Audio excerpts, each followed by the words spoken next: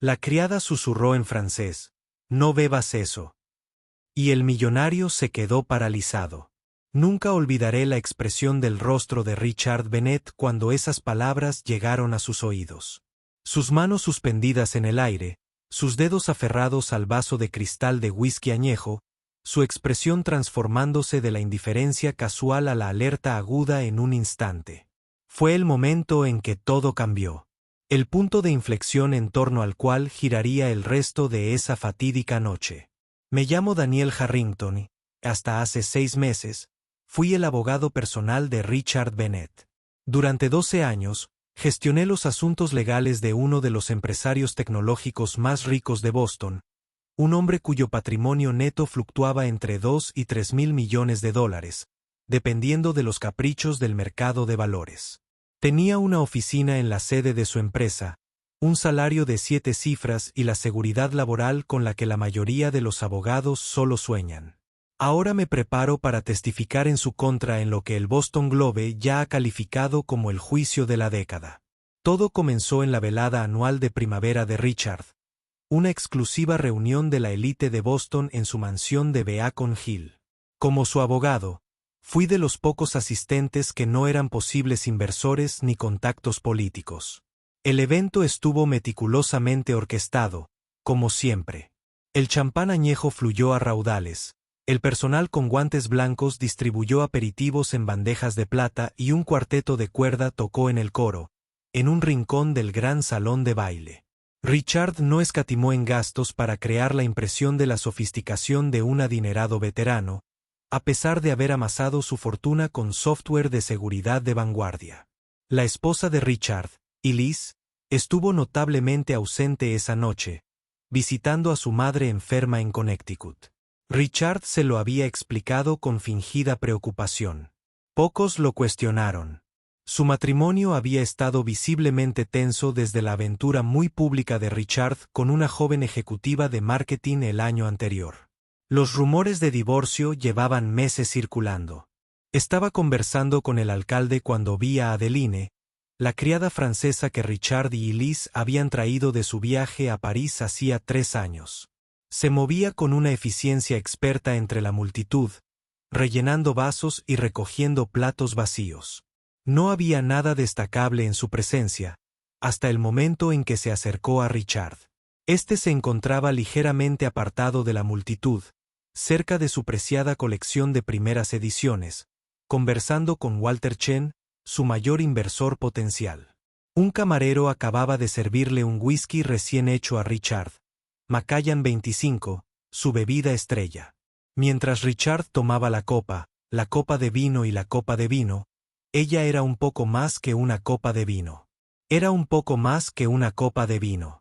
Era un poco más que una copa de vino. Era un poco más que una copa de vino. Era un poco más que una copa de vino. Era un poco más que una copa de vino. Era un poco más que una copa de vino. Era un poco más que una copa de vino. Era un poco más que una copa de vino.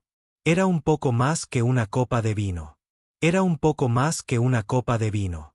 Era un poco más que una copa de vino. Era un poco más que una copa de vino. Era un poco más que una copa de vino. Pero vi la reacción de Richard, esa repentina quietud, la nitidez de sus ojos. Dejó la bebida intacta con naturalidad en una mesa cercana y le susurró algo a Adeline, quien asintió casi imperceptiblemente antes de continuar con su ronda. Podría no haberle dado importancia de no haber visto la expresión de Richard, o la forma en que sutilmente le hizo señas a James, su jefe de seguridad, inmediatamente después. Algo en la interacción despertó todas mis alarmas profesionales, instintos agudizados por años de lidiar con situaciones legales complejas que a menudo comenzaban con sutiles señales de advertencia como esta. Disculpándome del alcalde, crucé la sala y llegué junto a Richard justo cuando James lo hacía. La habitual confianza de Richard había sido reemplazada por algo que rara vez había visto en él. Tensión real, no el estrés artificial que solía exhibir para manipular las negociaciones comerciales. Daniel, qué oportuno, dijo. Su voz se controló, pero con un matiz que reconocí como genuina preocupación. ¿Podrían acompañarme James a mi estudio? Hay un punto del contrato que necesito discutir. Este era nuestro código establecido para asuntos urgentes que requieren privacidad. Al salir del salón, miré hacia atrás y vi a Adeline observándonos con expresión indescifrable. Solo más tarde comprendería la verdadera importancia de lo que acababa de ocurrir y las 3 palabras en francés que finalmente desenredarían décadas de mentiras cuidadosamente urdidas. El estudio de Richard era un testimonio de un poder cuidadosamente seleccionado. Paredes forradas de libros encuadernados en cuero que nunca había leído, premios expuestos en vitrinas con iluminación personalizada y un escritorio antiguo que perteneció a un magnate ferroviario del siglo XIX. Cuando la pesada puerta de roble se cerró tras nosotros, la compostura de Richard flaqueó visiblemente. «Alguien acaba de intentar envenenarme», dijo sin preámbulos, con la voz baja y tensa. James inmediatamente se puso en alerta máxima. «Señor, ¿debería llamar a la policía?» «No a la policía», espetó Richard. «Todavía no». Se giró hacia mí. «Daniel, lo que voy a decirte está amparado por el secreto profesional». «¿Está claro?», asentí, con el instinto profesional despertando a pesar de mi creciente inquietud. «Por supuesto». Richard respiró hondo. «Adeline me acaba de advertir que no bebiera el whisky. En francés, ne buvait pas. Dijo que vio a alguien echarle algo cuando el camarero estaba de espaldas». «¿Vio a quién?», preguntó James, sacando ya su teléfono, presumiblemente para acceder a las imágenes de la cámara de seguridad. «Ese es el problema», respondió Richard. «Ella afirma que fue Elise». La declaración quedó flotando en el aire entre nosotros. Se suponía que Elise estaría en Connecticut, no merodeando por la fiesta de su marido, adulterando sus bebidas. «Eso es imposible», dije. «Elise está visitando a su madre». «Se lo dijiste a todo el mundo». «Mentí», interrumpió Richard, frotándose las sienes. «Tuvimos una pelea tremenda esta mañana.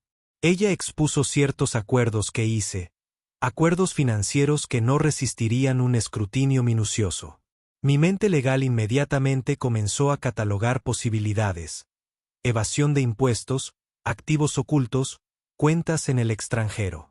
Como abogado de Richard, había estructurado sus operaciones comerciales legítimas, pero él siempre había mantenido un abogado independiente para sus finanzas personales, una separación que me pareció conveniente para mantener una negación plausible. James intervino. «Señor, si la señora Bennet realmente intentó envenenarlo, necesitamos asegurar las instalaciones de inmediato». «Primero, necesito saber si es cierto», respondió Richard. Pulsó el botón del intercomunicador en su escritorio. «Envíe a Adeline a mi estudio discretamente». Mientras esperaba, James usó su tableta para revisar las grabaciones de seguridad. Me quedé junto a la ventana, pensando en posibles ramificaciones legales, intento de asesinato, envenenamiento, pero también en cualquier acuerdo que Richard hubiera mencionado, claramente lo suficientemente serio como para que Elise pudiera usarlo como palanca. Un suave golpe interrumpió mis pensamientos. Adeline entró, con su uniforme impecable como siempre, y su expresión serena a pesar de las inusuales circunstancias.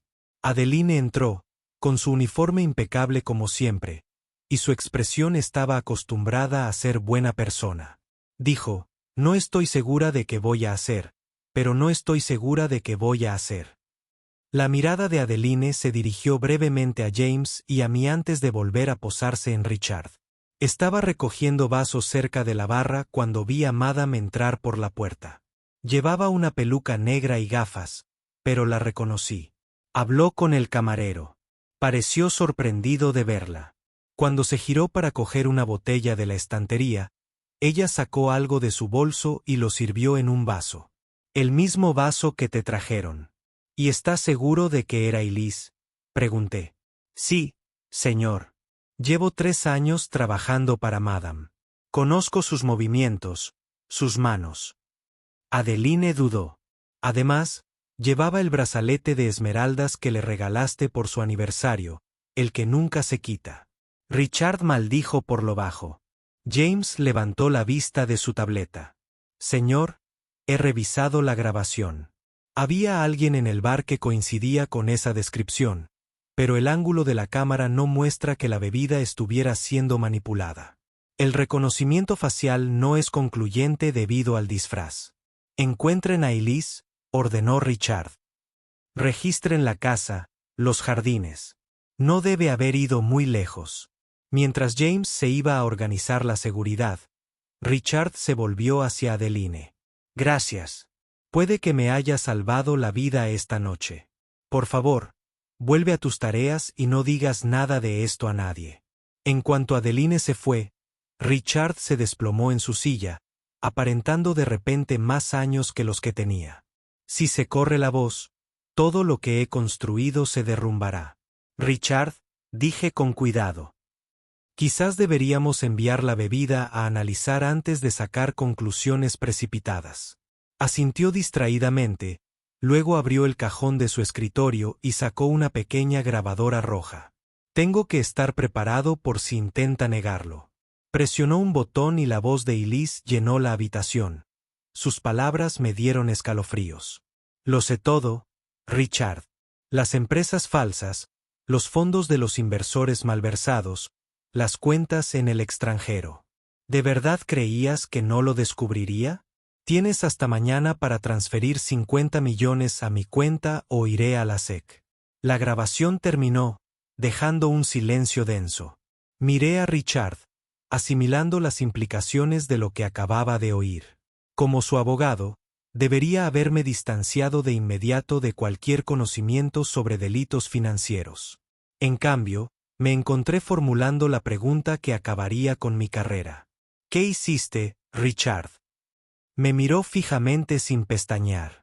¿Qué tuve que hacer para mantener la seguridad de Bennett al máximo?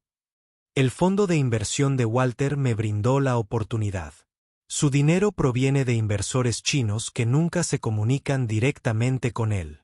Era fácil leerlo superficialmente en los informes.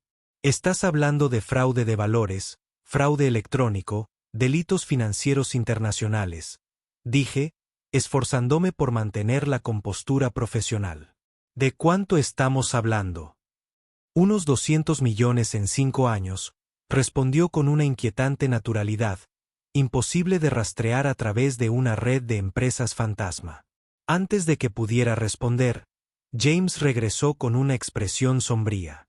Señor, no encontramos a la señora Bennett en ninguna parte de la propiedad. Pero señor, seguridad interceptó al camarero que le trajo la bebida. Afirma que nunca perdió de vista el vaso. Richard entrecerró los ojos. Entonces Adeline mentía.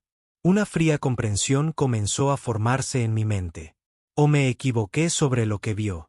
Justo entonces, mi teléfono vibró con un mensaje de texto.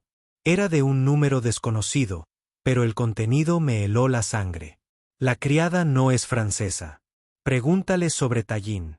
Tallinn, la capital de Estonia, y el lugar de una devastadora filtración de datos hace 3 años que casi destruyó a uno de los competidores de Richard.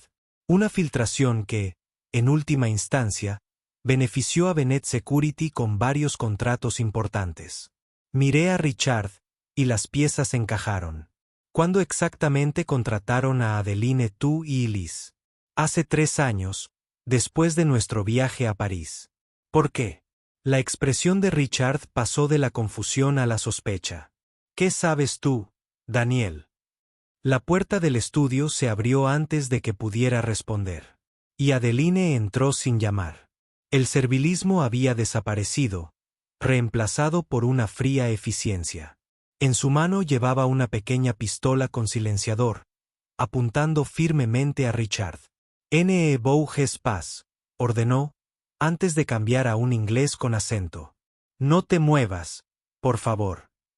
James alargó la mano hacia su arma, pero la voz de Adeline lo detuvo. «Tu jefe de seguridad lleva su pistola de repuesto en una funda. Quítasela despacio y deslícela por el suelo, o le dispararé al señor Bennett ahora mismo». James obedeció. Su entrenamiento evidentemente incluía cómo responder a situaciones con rehenes. Richard permaneció paralizado en su silla, con el rostro pálido por la sorpresa. ¿Quién eres?, consiguió decir finalmente. Mi nombre real no importa, respondió. Pero no trabajo para ti ni para tu esposa. Trabajo para gente a la que robaste en Tallinn, gente que ha sido muy paciente construyendo un caso en tu contra. Se giró ligeramente hacia mí. Señor Harrington, le pido disculpas por involucrarlo. Necesitábamos un testigo creíble con capacidad legal. La bebida nunca estuvo envenenada. Eso fue solo para crear una situación en la que el señor Bennet le revelara sus crímenes. Lo grabó todo. Me di cuenta en voz alta. Ella asintió. Desde el momento en que entró en esta sala, las autoridades estarán muy interesadas en la confesión del señor Bennet sobre el fraude a inversores chinos. Sí, y quizás tome la decisión correcta sobre lo que presenció. Las implicaciones me golpearon como un puñetazo. Mi carrera, mi reputación, mi futuro, todo dependía ahora de si testificaba contra el hombre que me había enriquecido o me convertía en cómplice de sus crímenes. Esto es absurdo, balbuceó Richard. Daniel, está fanfarroneando. Ninguna grabación sería admisible. La grabación es solo el principio. Harrington, interrumpió Adeline, tenemos documentos, transferencias, todo lo necesario para desmantelar su imperio. La decisión para el señor Harrington es si quiere ser visto como testigo o como cómplice. 6 meses después, me encontraba en la sala de preparación de testigos del juzgado federal, a punto de declarar contra mi antiguo cliente. El imperio de Richard se había derrumbado. La investigación de la SEC había descubierto un fraude aún mayor del que él había admitido esa noche. Walter Chen y docenas de otros inversores habían perdido miles de millones. Resultó que Elise había estado en Connecticut ese fin de semana, completamente inconsciente de la trampa que le estaban tendiendo a su marido. Finalmente, presentó pruebas adicionales de los crímenes de Richard a cambio de inmunidad. En cuanto a Adeline, o como se llamara realmente, desapareció esa noche. Misión cumplida. La investigación internacional reveló que probablemente era agente de una firma especializada en recuperación de activos contratada por las víctimas estonias del espionaje corporativo de Richard. El fiscal entró en la sala, interrumpiendo mis pensamientos. Listo, señor Harrington, asentí, levantándome para seguirlo a la sala donde Richard esperaba. Hoy diría la verdad. No solo porque era legalmente prudente, sino porque esas 3 palabras susurradas en francés finalmente también me salvaron, revelando la verdadera naturaleza del hombre al que serví durante 12 años. Ne buvez pasca. No bebas eso. Un consejo que resultó valioso en más de un sentido.